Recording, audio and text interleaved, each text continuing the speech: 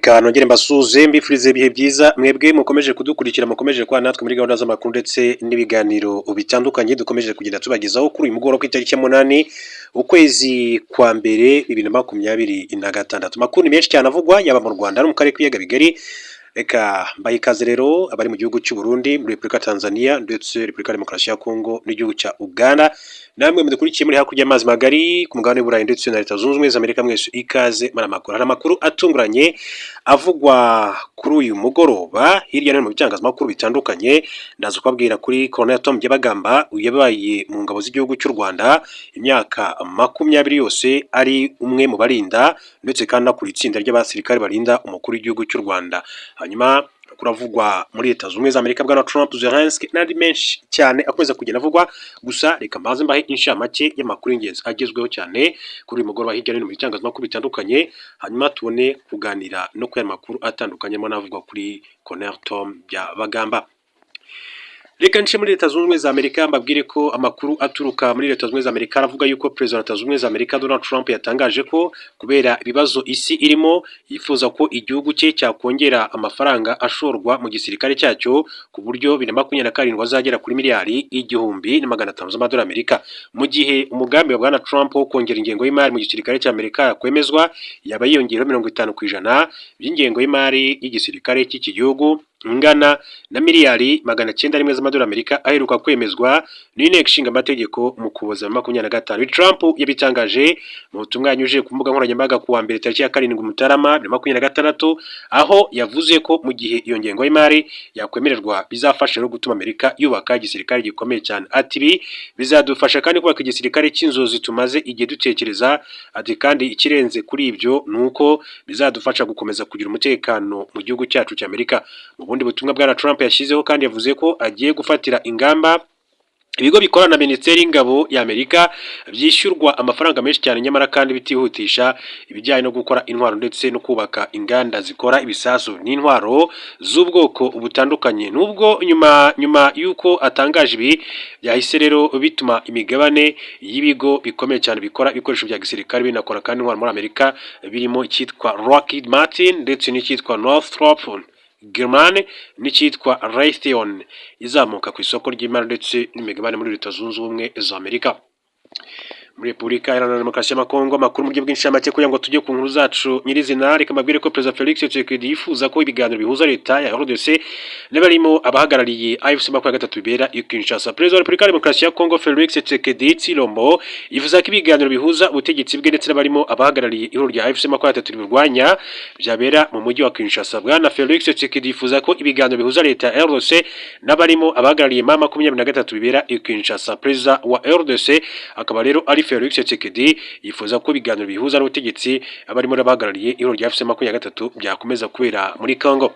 Tariki ya 14 Ukuboza 2025 Felix Tshisekedi yagiye Rwanda muri Angola, asubirayo ku itariki ya 5 Mutarama 2026 ndetse no kuri uyu wa 8 Mutarama yagiye kugira ngo aganire na Perezida wa Angola João Lourenço Gonçalves ku buryo amahoro n'umutekano byagaruka mu burasirazuba bwa Repubulika Iharanira Demokarasi ya Kongo.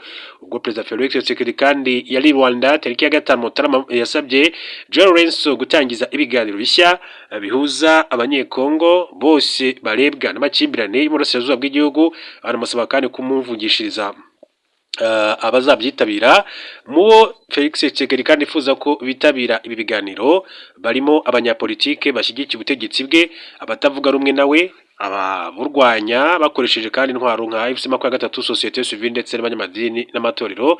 Bivuga ko leta ya Angola kandi yamaze kuvugisha benshi abanyapolitike batavuga rumwe n'ubutegetsi bwa RDC bashobora kwandi kwitabira ibiganiro by'amahoro bishya. Felix Tshisekedi yemereye Lourenço ko leta ya RDC izarekura zimwe mu mfungwa za ma 23, ariko ko dosiye buri mfungwa izasuzumwa kugira ngo harebwe niba ibyaha ikurikiranyweho cyangwa se yahamijwe bibabarirwa.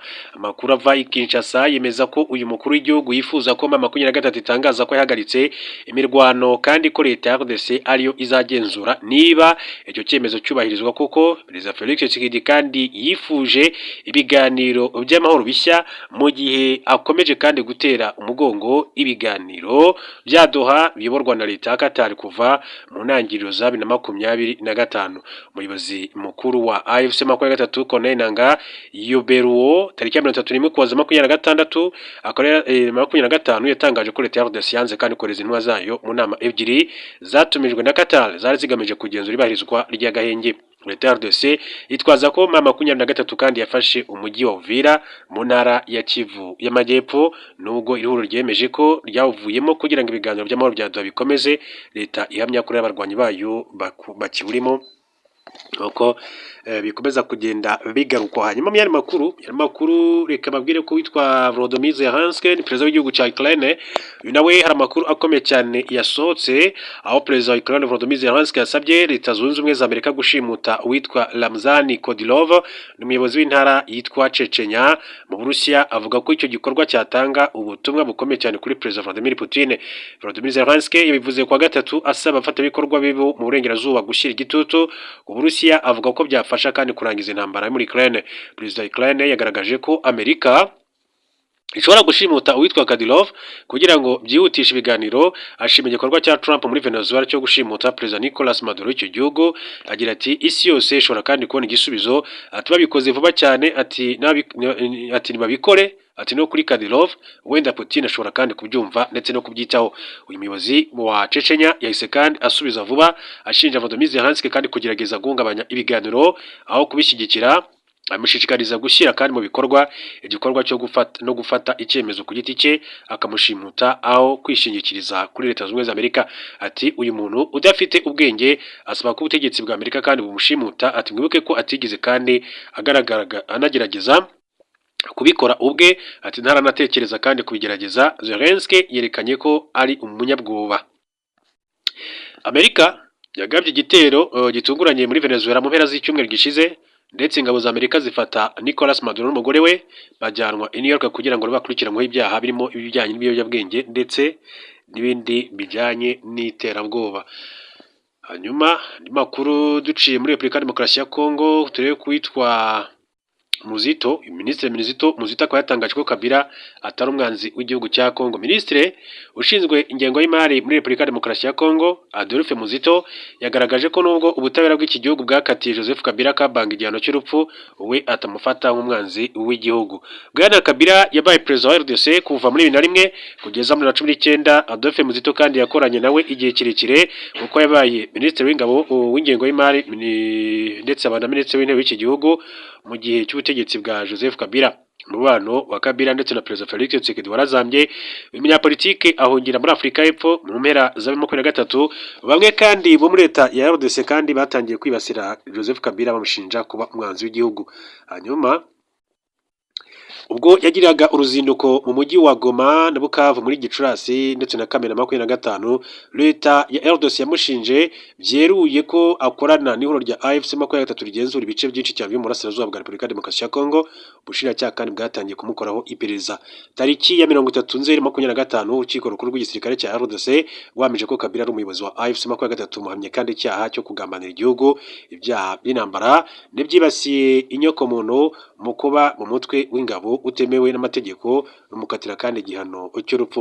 Mu kiganiro n'umunyamakuru Marc Parlemane wa France 24, Bwana Adolphe Muzito usanzwe ari minisitiri ushinzwe ingengo y'imari ku butegetsi bwa RDC bwa Perezida Felix Tshisekedi, ati kuva muri Kamena 2025 yabajijwe niba afata Kabila nk'umwanzi w'igihugu arabihakana. Yagize ati si umwanzi wa RDC, ntabwo mvuga ati ku mwanzuro w'urukiko, turi igihugu kiri mu ntambara, n'urukiko rw'igisirikare rwafashe umwanzuro, ntacyo mvuga.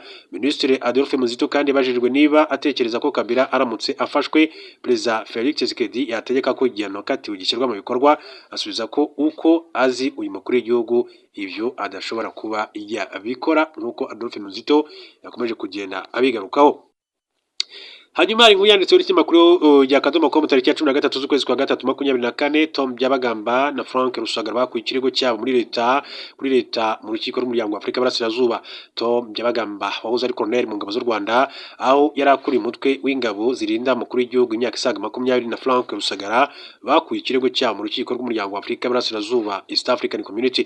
Muri 2026 urukiko rukuru kandi rwa gisirikare rwakatiye colonel Tom Byabagamba igifungo cy'imyaka 21 ashinjwa ibyaha birimo kwangisha abaturage ubutegetsi buriho, gushaka kugira nabi umukuru w'igihugu no gusuzugura ibendera ry'igihugu ubwo yari mu butumwa bw'akazi muri Sudani y'Epfo. Yajuririye muri 2019 akatirwa igihano cy'igifungo cy'imyaka 15 ndetse yamburwa impeta zose za gisirikare. Kugeza ubu amaze imyaka 10 kandi afunzwe kuko yataye muri yombi amaze imyaka 12 afunzwe ubwo yataye muri yombi muri 2014.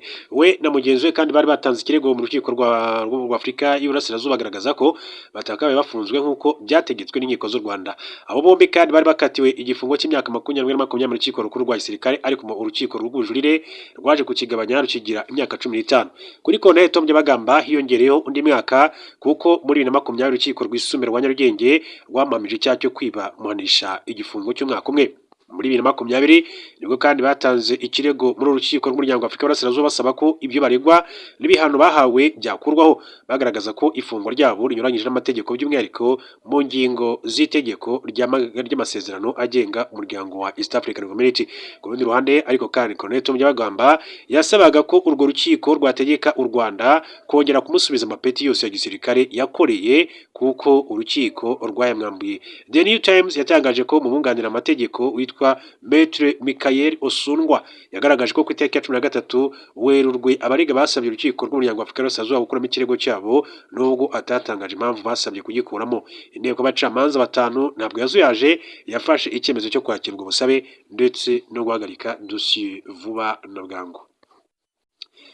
Andi makuru akomeza kugenda avugwa, babwire ko White House yashimangiye ko Perezida wa Leta Zunze Ubumwe za Amerika Donald Trump hamwe n'abagize guverinoma ye bari mu biganiro ku bijyanye no kugura ikirwa cya Greenland. Amakuru yatangajwe n'umuvugizi wa White House witwa Caroline Leavitt tariki ya 7 Mutarama 2026 ubwo yaganiraga n'abanyamakuru. Yagize ati ni ikintu kiri kuganirwaho n'umukuru w'igihugu hamwe n'ikipe ye, ati umutekano.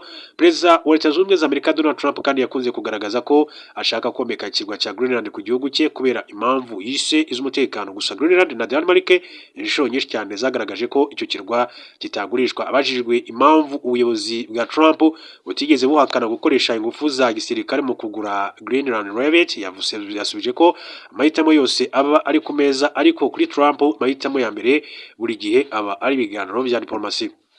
Impungenge kwa zaza y'icyo kirwa zongeye kandi kugaragazwa nyuma y'uko Trump akoresheje ingufu za gisirikare kwa gatandatu mu gufata Nicolas Maduro w'igihugu cya Venezuela. Umunyamabanga wa leta Marco Rubio kwa gatatu kandi yavuze ko azagirana ibiganiro na Denmark mu cyumweru gitaha.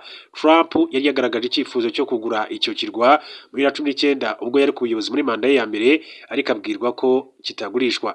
Leavitt Caroline yagize ati gufata Greenland ati kwa Leta Zunze Ubumwe za Amerika si igitekerezo gishya. Perezida yabigerageje kandi mu buryo bweruye kandi bwumvikana ko abibona nk'inyungu za Amerika, kandi niyo mpamvu rero we ati n'itsinda rye bari kuganira ku buryo kugura iki kirwa byashoboka. White House yavuze ko muri ibi biganiro hari kurebwa ku mahitamo atandukanye yakoreshwa mu kugura Greenland, harimo kandi no gukoresha ingufu za gisirikare nk'uko Caroline Leavitt umuvugizi w'ibiro bya Perezida wa Leta Zunze Ubumwe za Amerika Donald Trump yagiye abivuga.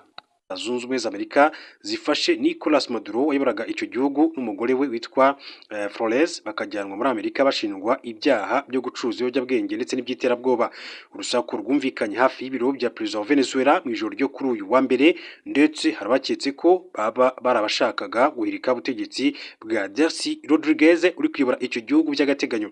Amashusho yakwirakwiye ku mbuga nkoranyambaga kandi agaragaza abasirikare benshi n'imodoka za gisirikare zikomeye ziri hafi y'inyubako za leta muri icyo gice, ndetse humvikanye urusaku rw'amasasu. Ibiro n'amakuru AFP by'Abafaransa byatangaje ko amakuru byahawe n'abari hafi y'ubuyobozi muri Venezuela avuga ko ubu ibintu byasubiye ku murongo, ndetse ko amasasu yumvikanye yaraswaga ari ay'ingabo za leta zarasaga hejuru kuri drone batazi zari zirimo kugaruka hejuru y'ibiro by'umukuru w'igihugu. Kugeza ubu nta muyobozi muri Venezuela kandi wigeze kandi atangaza amakuru kuri urwo rusaku rw'amasasu ngo avuge niba hari abafashwe n'icyari kigamijwe mu by'ukuri. Umutekano muri Venezuela nturasubira ku murongo nyuma y'uko tariki ya 3 kandi Mutarama 2026 Amerika yagabye ibitero muri icyo gihugu, ndetse kandi igatwara Nicolas Maduro wakiyoboraga n'umugore we Cilia Flores.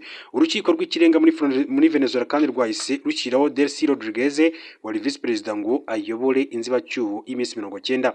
Maria Corina Machado utavuga rumwe n'ubutegetsi yavuze ko ubuyobozi bwa Rodriguez bushobora kandi kwemerwa, ahubwo yahise ahamagara Edmundo Gonzalez ufatwa na bamwe nk'uwari watsinze amatora ya perezida wa Venezuela muri 2024 ngo abe ari we uba perezida w'iki gihugu.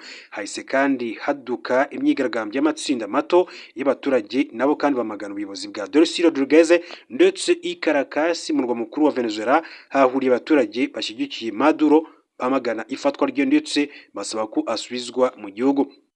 Ku rundi ruhande Nicolas Maduro yagejejwe mu rukiko rwa Manhattan muri leta ya New York muri Leta Zunze Ubumwe za Amerika akuye muri gereza ya Brooklyn ku itariki ya 5 Mutarama 2025, atangira kandi ahakana ibyaha byose ashinjwa cyangwa se imushinja, ndetse avuga ko akiri perezida w'iki gihugu cya Venezuela, kimwe mu bihugu bikungahaye cyane ku bicuruzwa bya peteroli.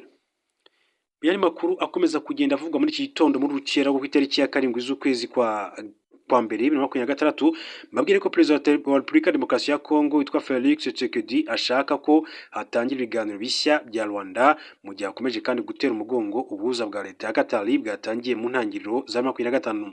Perezida Felix Tshisekedi yaherukaga kandi Rwanda tariki ya 14 Ukuboza 2025. Uwo munsi yahagiriye uruzinduko rw'amasaha make aganira na perezida wa Angola João Lourenço Gonçalves ku byafasha uburasirazuba bwa Repubulika ya Demokarasi ya Kongo kubona amahoro. Ibiganiro bya Rwanda byaburwaga na perezida Lourenço byahagaze mu Ukwakira 2024 ubwo intumwa za leta ya RDC zangaga kugirana ibiganiro bitaziguye n'ihuriro rya AFCM 23.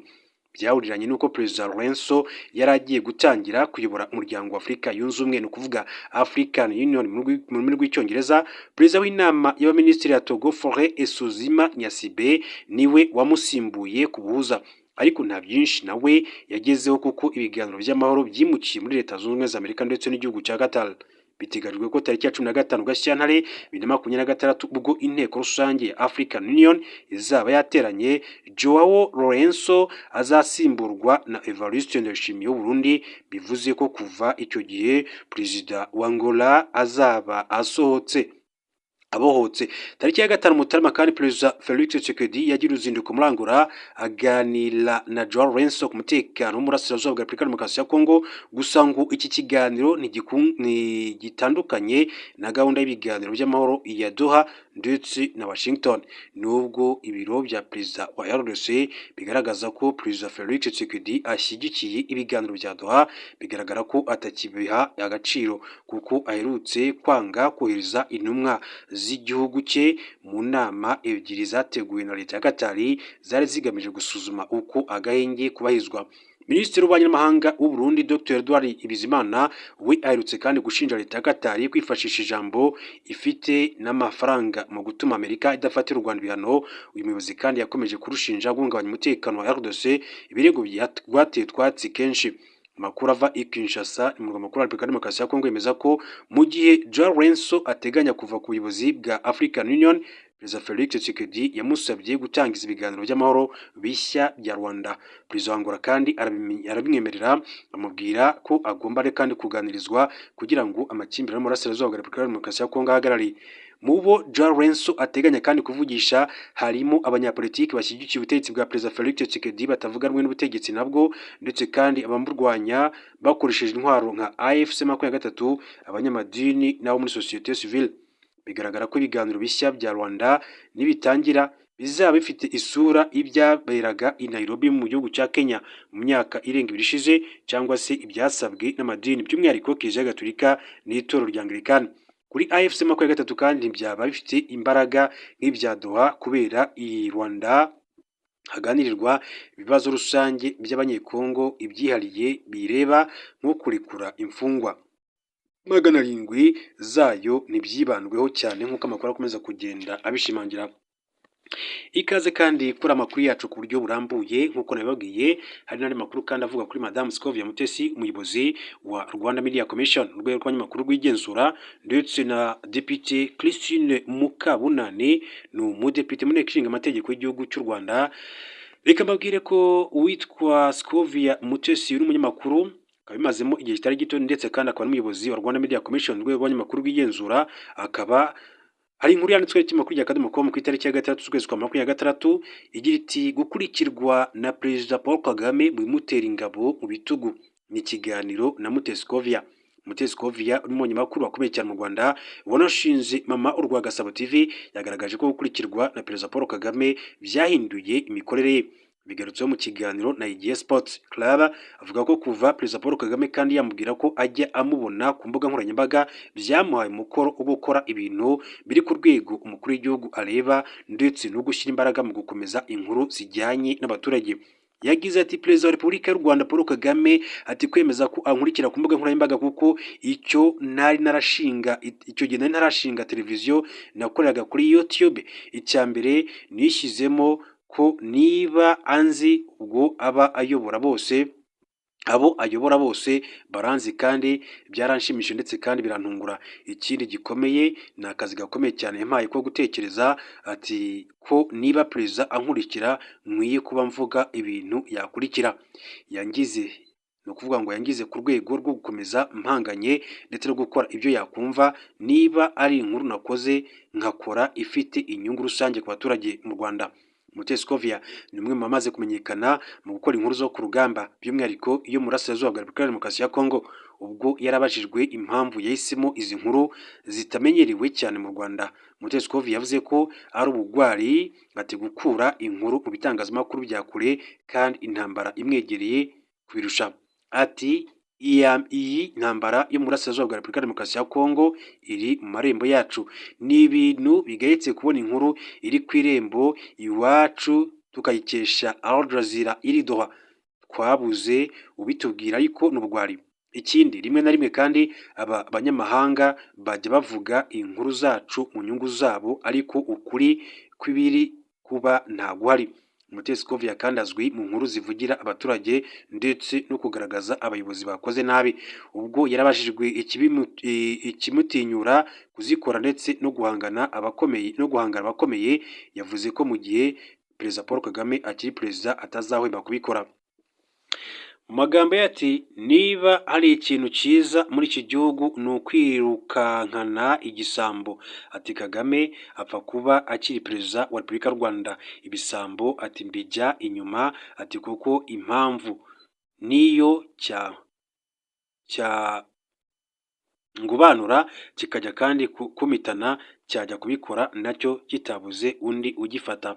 Abantu rwose ati batinya ibisambo bafite ikibazo ati kuko twaba tugifite ati uturwanaho. Ntabwo nzi uko ibihe biha ibindi ariko mu gihe tugifite uburyo mu bitangire hakiri kare ati kuko muratinda ati bikadukurana.